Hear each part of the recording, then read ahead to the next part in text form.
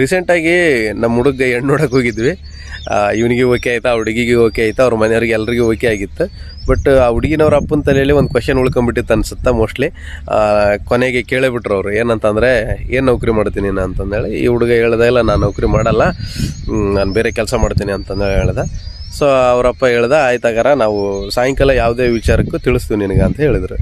ಸಾಯಂಕಾಲ ಮನೆಗೆ ಬಂದಮೇಲೆ ಕಾಲ್ ಬಂತು, ನಮ್ಮ ಹುಡುಗಿನೂ ಓದ್ತಾಳ ಅಂತಂದೇಳಿ ಹೇಳಿದ್ರು. ಸೊ ಅವ್ರ ತಲೆಗೆ ಏನಾಯ್ತು ಅಂತಂದ್ರೆ ನೌಕರಿ ಮಾಡೋನಿಗೆ ಕೊಡ್ಬೇಕಂತಂದೇಳಿ ಅವ್ರ ಅಪ್ಪನ ತಲೆಯಲ್ಲಿ ಇರ್ಬೇಕು ಅನ್ಸುತ್ತೆ. ಆ ಹುಡುಗಿನವ್ರ ಅಪ್ಪನ ತಲೆಯಲ್ಲಿ ನೌಕರಿ ಮಾಡೋರು ಅಂತಂದ್ರೆ, ಈಗ ಅವ್ರ ಅಪ್ಪ ಏನಾದರೂ ನೌಕರಿ ಮಾಡಿದ್ನಪ್ಪ ಅಂದ್ರೆ ನೌಕರಿ ಮಾಡಿದಂಥ ಹುಡುಗನ್ನ ಕೇಳ್ತಿದ್ದಿಲ್ಲ ಅವರು. ಯಾಕಂತಂದ್ರೆ ನೌಕರಿ ಮಾಡಿದ್ರೆ ಹೆಂಗಿರ್ತೈತೆ ಅನ್ನೋದು ಗೊತ್ತು. ಮಾನಸಿಕವಾಗಿ ಭಾಳ ಟಾರ್ಚರ್ ಇರ್ತೈತಿ, ಅದು ಅವ್ರ ಅಪ್ಪಗೆ ಗೊತ್ತಿಲ್ಲ. ಯಾಕಂತಂದ್ರೆ ಅವ್ರು ನೌಕರಿ ಮಾಡಿರಂಗಿಲ್ಲಲ್ಲ, ಆದರೂ ಕೂಡ ನೌಕರಿ ಬೇಕಂತಾನೆ ಕೇಳ್ತಾರೆ. ನೌಕರಿ ಅನ್ನೋದು ಎಷ್ಟು ಸೆಕ್ಯೂರು ಮನುಷ್ಯನಿಗೆ. ಈಗ ಎಷ್ಟೋ ಕಂಪ್ನಿಗಳು ಲೇ ಆಫ್ ಮಾಡ್ತಿದ್ದಾವೆ. ಬಂದೈತೆ ಅದು ಬಂದೈತೆ ಅಂತ ಅಂದೇಳಿ ಲೇ ಆಫ್ ಮಾಡ್ತಿದ್ದಾವೆ. ಬೇರೆ ಬೇರೆ ರೀಸನ್ ಹೇಳಿ ಲೇ ಆಫ್ ಮಾಡ್ತಿದ್ದಾರೆ. ಒಂದೇ ಅಲ್ಲ, ಸುಮ್ಮನೆ ನೆಪ ಅಷ್ಟೇ, ಲೇ ಆಫ್ ಮಾಡ್ತಾನೆ ಇದ್ದಾವೆ.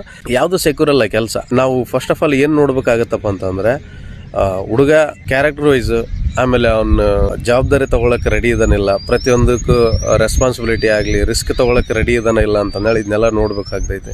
ಈಗ ನಾವೆಲ್ಲ ನೌಕರಿ ಮಾಡ್ತಿದ್ದೀವಲ್ಲ, ನಾವೇ ಅನ್ಕೊಂತೀವಿ ಸುಮ್ಮನೆ ಏನಪ್ಪ ಹೊರಗಡೆ ಕೆಲಸ ಮಾಡಿದ್ನಪ್ಪ ಅಂದ್ರೆ ಬಾಡಿ ಪೇನ್ಸ್ ಬರ್ಬೋದು, ಬಂದರೆ ಇದು ಯಾಕೆ ಸುಮ್ಮನೆ ನೌಕರಿ ಮಾಡಿ ಮೆಂಟಲಿ ಟಾರ್ಚರ್ ಆಗ್ತೈತಿದೆಲ್ಲ ಅಂತಂದೇಳಿ ನಾವೇ ಎಷ್ಟೋ ಸಲ ಅನ್ಕೊತೀವಿ.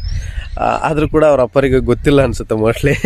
ಆ ಥರ ಎಲ್ಲ ಕ್ವೆಶನ್ ಕೇಳಿದ್ರೆ. ಈಗ ಟೀ ಶಾಪ್ ಮಾಡೋರದ್ದು ಜೀವನ ಅಲ್ಲ, ಮೆಕ್ಯಾನಿಕ್ ಶಾಪ್ನವ್ರದ್ದು ಜೀವನ ಅಲ್ಲ, ಹೋಟ್ಲ್ ನಡೆಸೋರ್ದು ಜೀವನ ಅಲ್ಲ, ಗಾರೆ ಕೆಲಸ ಮಾಡೋರದ್ದು ಜೀವನ ಅಲ್ಲ, ಇಲ್ಲ ಸೆಂಟ್ರಿಂಗ್ ಕೆಲಸ ಮಾಡೋರದು, ಡ್ರೈವಿಂಗ್ ಕೆಲಸ ಮಾಡೋರದು, ಇವ್ರದ್ದೆಲ್ಲ ಜೀವನನೇ ಅಲ್ಲ.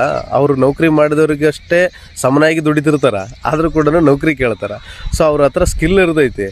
ಅವರು ಓನ್ ಆಗ್ಯಾರ ಮಾಡಲಿ, ಇಲ್ಲ ಬೇರೆ ಕಡೆ ಕೆಲಸ ಆದರೂ ಮಾಡಲಿ, ಎಲ್ಲಿ ಹೋದ್ರೂ ಬದುಕ್ತಾರೆ. ಅವರು ಕೈಯಾಗೆ ಕೆಲಸ ಇರ್ತೈತಿ, ಕೈಯಾಗಿ ವಿದ್ಯೆ ಕಲ್ತಿರ್ತಾರಲ್ಲ, ಸ್ಕಿಲ್ ಇರ್ತೈತಲ್ಲ, ಅದು ಎಲ್ಲೂ ಕೈ ಬಿಡಂಗಿಲ್ಲ, ಅವ್ರನ್ನ ಸಾಕ್ತೈತಿ.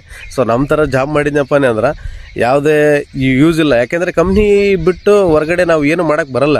ಕಂಪ್ನಿ ಹೇಳಿದ್ದು ಪಾಲಿಸಿ ಪ್ರಕಾರನೇ ನಾವು ನಡ್ಕೊಂಡು ಹೋಗ್ಬೇಕಾಗೈತಿ. ಸೊ ಬ್ರಿಟಿಷರು ಅವಾಗ ಆಳ್ತಿದ್ರಲ್ಲ, ಅದೇ ಥರನೇ ಇವಾಗ ಕೂಡ ಕೆಲವೊಂದು MNC ಕಂಪ್ನಿಗಳು ನಮ್ಮನ್ನು ಆಳ್ತಿದ್ದಾವೆ. ಸೊ ಅದೇನೇ ಇರಲಿ, ಅದು ಔಟ್ ಆಫ್ ಟಾಪಿಕ್ ಆಗ್ತೈತೆ.